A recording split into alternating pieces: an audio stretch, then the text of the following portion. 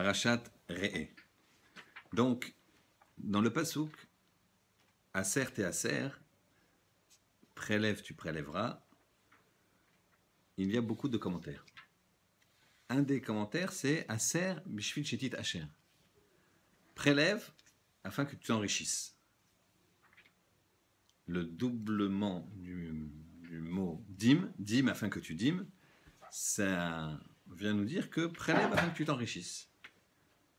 Alors il y a plusieurs questions qui se posent. La première question, c'est que normalement, Aser bishvil shetit asher, prélève afin que tu t'enrichisses, ça concerne la récolte. Puisque le passouk il dit et kol tevuat zarecha. Prélève, tu prélèveras de toute la récolte de tes semences. Donc ça concerne les semences, ça ne concerne pas l'argent qu'on gagne. Alors là, le passouk qui nous dit et kol, tout.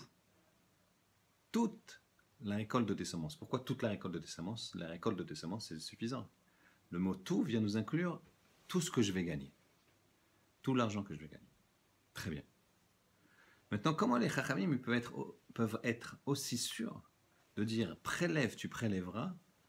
Donc, si tu fais bien ton maaser, tu vas t'enrichir. Comment on peut être aussi sûr de ça? C'est très étonnant.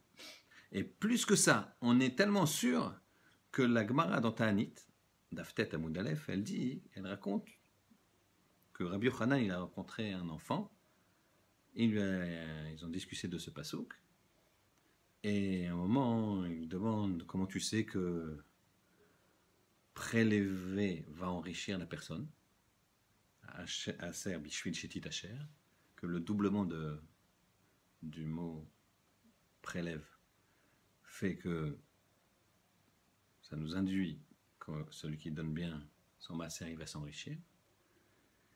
Il lui dit, tu as qu'à tester. Teste Akadosh Baruch Hu. Alors il lui demande, mais est-ce qu'on a le droit de tester Akadosh Baruch Hu? Il dit, oui, pour ça, oui.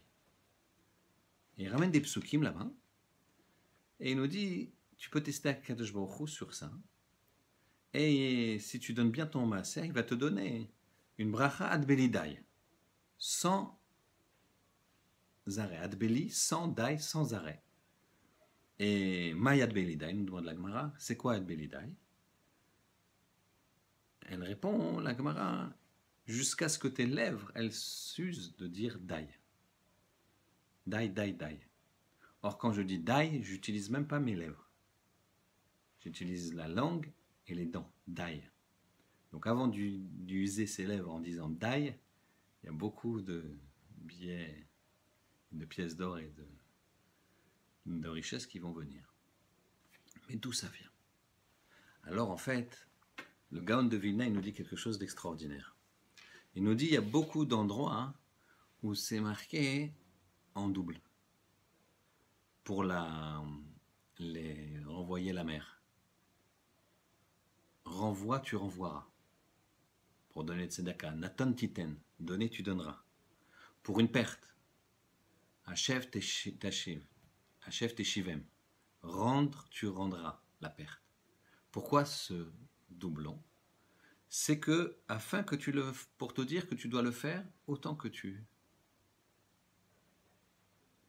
peux le faire, c'est-à-dire tu rends une fois, tu vois que la bête elle s'est encore, par exemple tu as trouvé une bête de ton ami, tu l'as ramenée, elle s'est encore enfuie, tu la ramènes, autant de fois qu'il faut, autant de fois qu'il faut pour faire la mitzvah. Ici il dit le Gaon de Vilna extraordinaire, c'est pareil.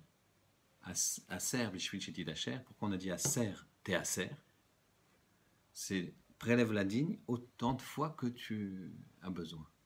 C'est-à-dire que si tu prélèves la dîme, tu la prélèveras encore, et tu la prélèveras encore, tu la prélèveras encore. C'est-à-dire, je vais te redonner pour que tu puisses reprélever, et je vais te redonner pour que tu puisses reprélever. Et c'est pour ça qu'ici, on voit quoi? On voit que si jamais on prélève, et ben on va continuer à prélever, c'est-à-dire que on va gagner, et on reprélevera, et on reprélèvera, et on reprélèvera. Shabbat Shalom.